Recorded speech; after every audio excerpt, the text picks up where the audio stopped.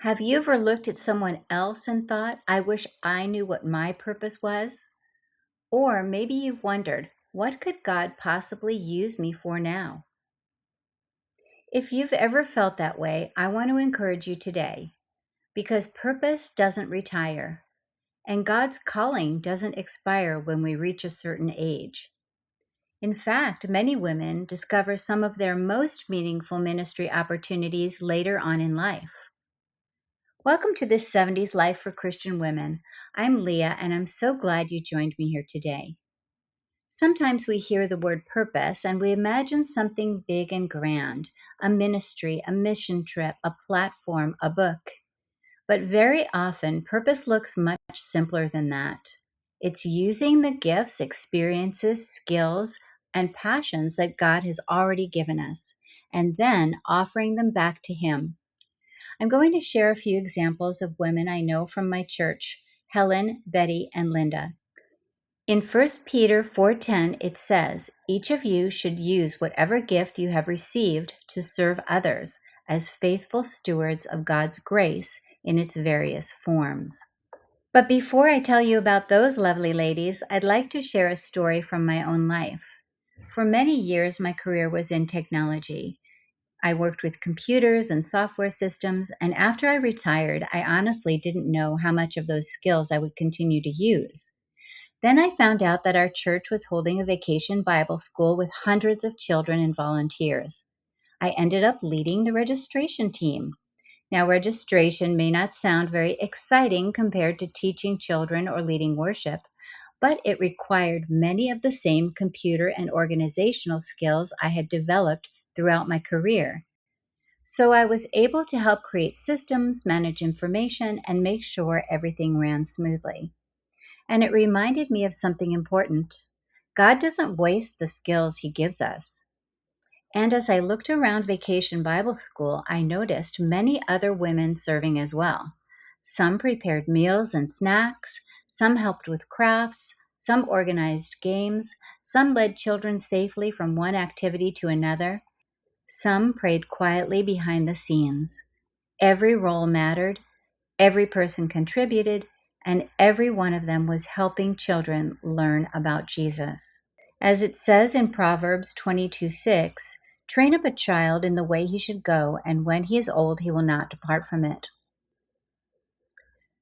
That's one of the things I've learned about purpose.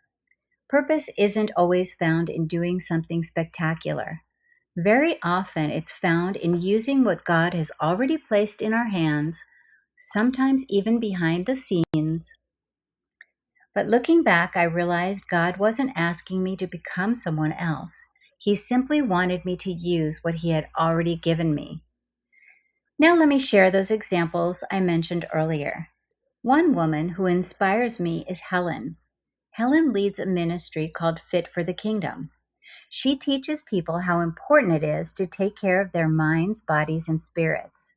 She encourages people to take care of themselves, not from vanity or self-focus, but so they can remain strong and available for what God wants them to do. And I love that message because caring for ourselves isn't selfish, it's stewardship.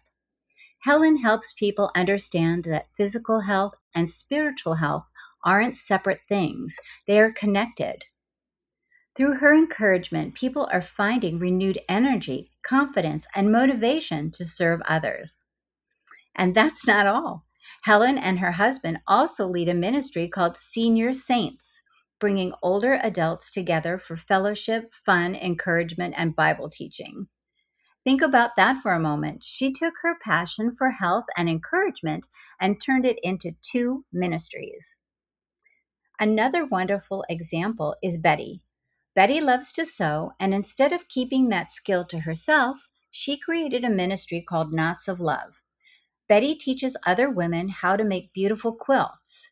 These quilts are then given to people who are sick, recovering, or in need of comfort, and they're also given to new mothers and families. What I love about Betty's ministry is that it isn't only about the quilts. It's also about helping women gather together. Friendships are formed, skills are shared, encouragement is exchanged, and lives are touched. all because one woman decided to use a gift she already had.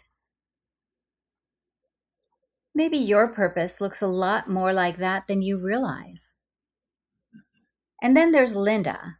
Linda saw a need in our church. There were some women who needed encouragement, wisdom, and guidance.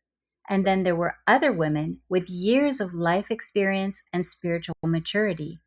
So she created a ministry called LIFT, which stands for Learning in Faith Together. Through this ministry, women are paired together for mentoring and friendship. Linda also leads Bible studies and creates opportunities for women to grow in their faith. What a beautiful example of purpose. She didn't need a stage or a large audience. She simply recognized a need and used what God had already placed in her hands. When I look at Helen, Betty, and Linda, I notice something important. Even though their ministries all look completely different, one focuses on health, one on sewing, and one on mentoring, they all have one thing in common. They're serving the Lord with the gifts and experiences He has already given them. And that's exactly what God invites us to do. Another thing they all have in common is that they are serving one another with love. As it says in Galatians 5:13, through love serve one another, for all the law is fulfilled in one word. Even in this, you shall love your neighbor as yourself.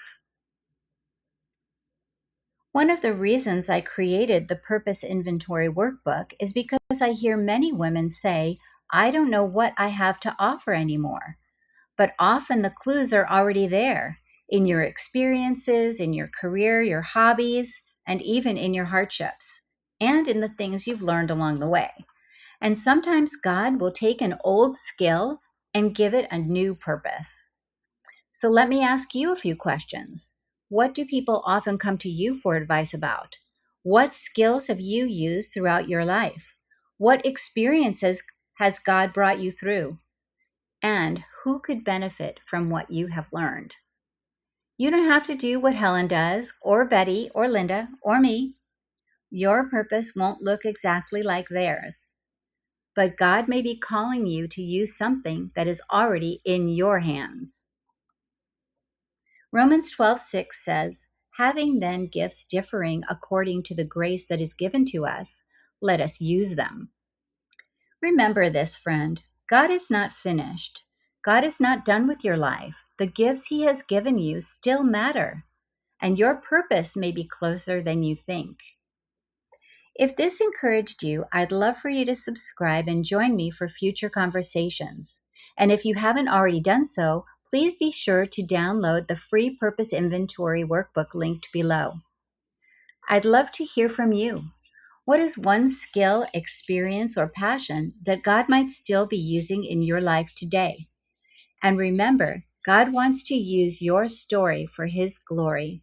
So let Him. And see you in the next video.